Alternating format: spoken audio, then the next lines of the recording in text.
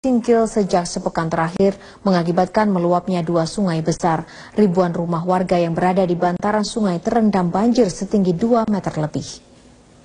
Banjir yang sebelumnya hanya mengenangi 3 kecamatan di Kabupaten Aceh Singkil kini meluas dan merendam 5 kecamatan. Kecamatan yang terendam banjir meliputi Kecamatan Simpang Kanan, Gunung Meriah, Singkil Utara, Kecamatan Suro, Kecamatan Singkil.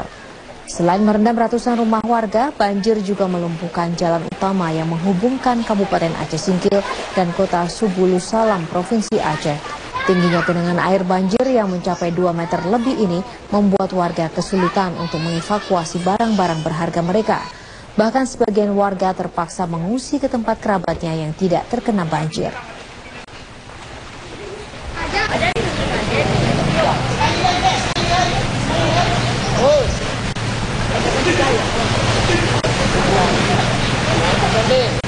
Demikianlah headline news untuk